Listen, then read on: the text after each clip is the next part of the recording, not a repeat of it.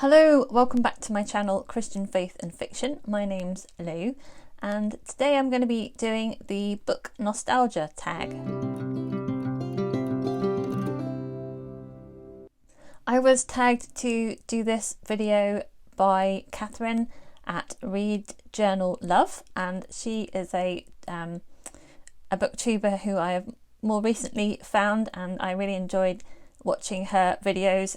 It was really great to see her and her husband doing this particular tag, so I will link her video down below. Please do go and have a watch, and if you're not already following, I definitely recommend you go and check out her channel.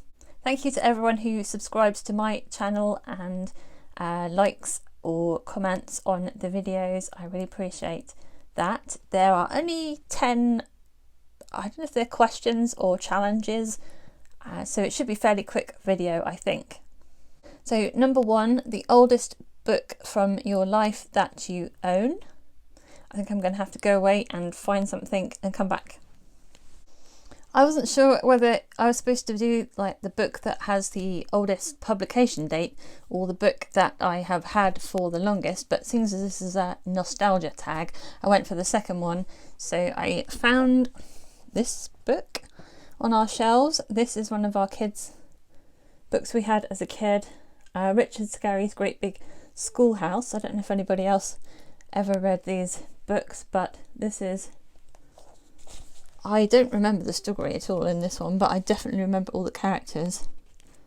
I think this was from 1969, and that's not when I had it, obviously. I'm not that old, but yeah, this is like a kids, very young kids book, and very big too.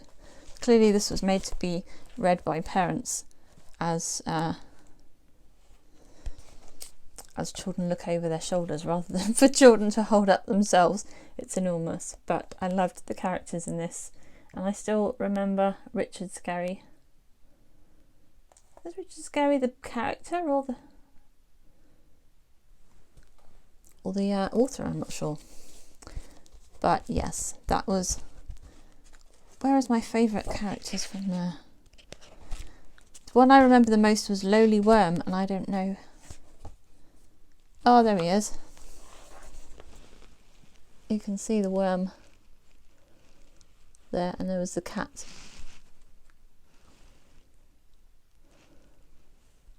Huckle.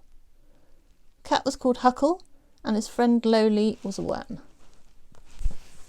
Number 2 says your first loved library book.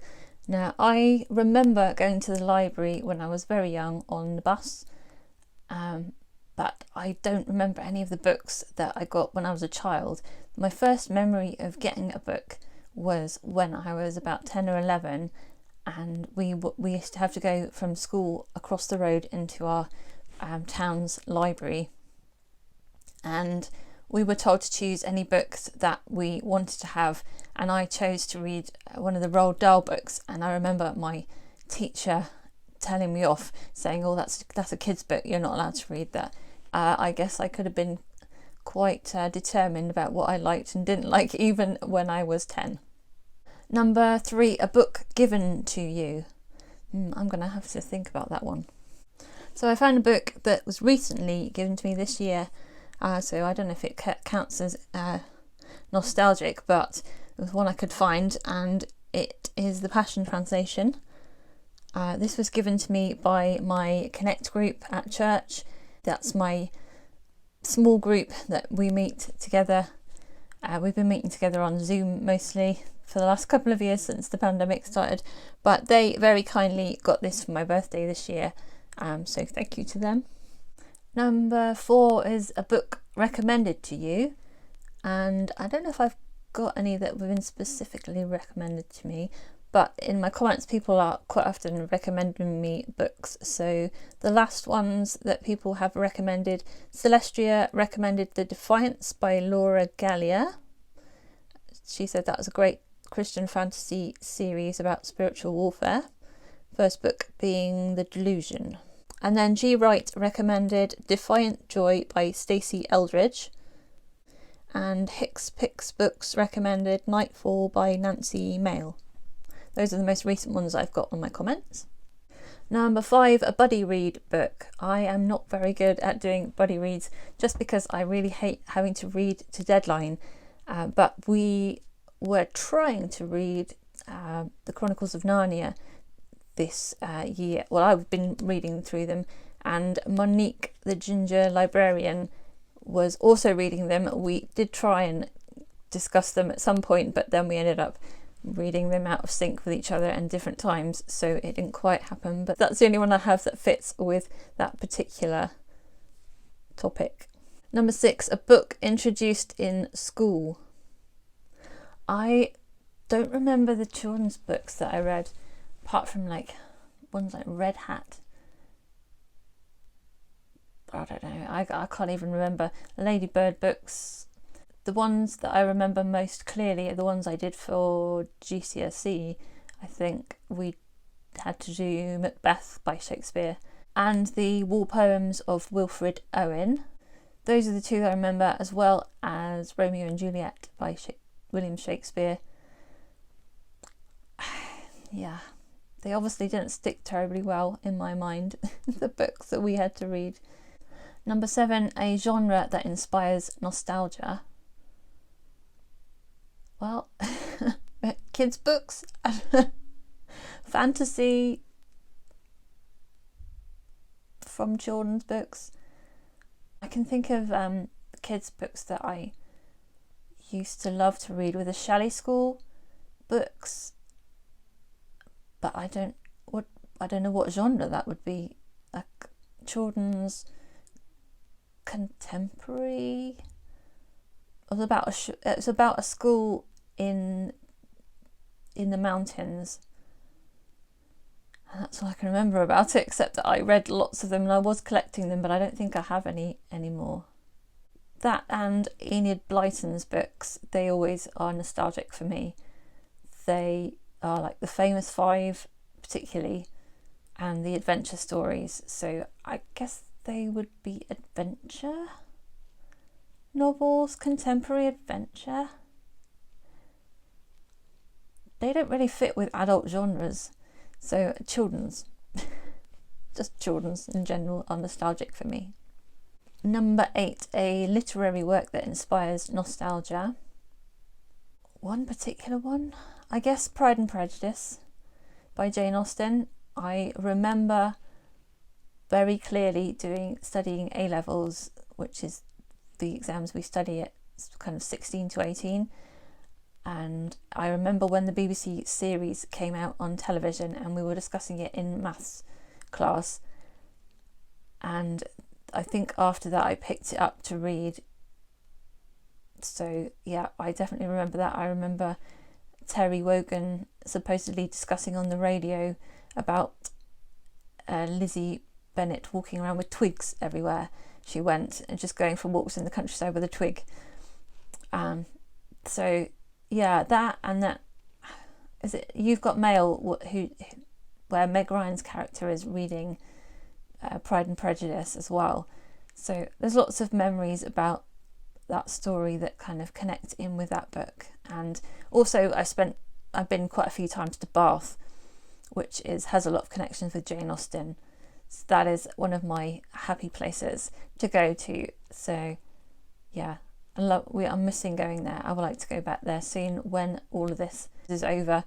I'd love to go back to the city of Bath and go in there and go and sit in the spa and go and visit the Jane Austen places, and yeah, walk around the Crescent, reminisce about different books there. Not that Pride and Prejudice is set there, but yeah, it's all about the atmosphere. Number 9, a spiritual work that inspires nostalgia. Well, I don't know about that one. I'm going to have a go and look on the bookshelves. I don't remember reading any Christian books when I was a child, so I don't know, I'm not particularly nostalgic for any, but I did manage to find my Bible that I was given when I was about 8 years old, moving up Sunday school groups at church, and got a lot of odd things in the front of here. It's it's a Good News Bible. It's got, you know, pictures. I think it's designed for children. Presented to Louise by Exmouth Baptist Sunday School. Doesn't have a date on it though, but I have got stickers stuck inside, and it's got coloured illustrations in it, which is really quite sweet. And then, oh look, one of the bookmarks is like a friendship bracelet that I've made at some point. What is in here? Oh, Super Gang. That was a kids' play that I was in when I was younger. And then it's at the back, it's got my thoughts that I've written as a, I think probably as a child or a teenager. I think a teenager, that I've written some of those things. I've got all sorts of things shoved in here. And at the very back, why is that? I've got a picture that I've drawn with a tail of the back end of a horse saying, "Yes, Jesus loves me." I have no idea why. Clearly, I was feeling creative that day, but yeah, no idea. But that does make me nostalgic for growing up. Growing up as a child, I had this Bible for quite a few years. Number 10, tag someone. So I'm not sure who might have done this one already, but I'm going to tag Celestria and Holly at Lovely Day with Holly, and Oceana at Oceana. Gotta read them all. If you are watching this and you want to do it, then please do that, and I will link their channels down below. And if I can find out who did this original tag, I will also link that down in the description below. Thank you again to Cathryn for tagging me. Everybody go and check out her channel, please.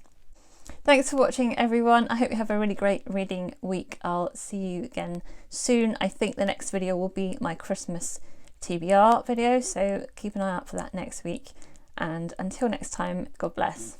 Bye.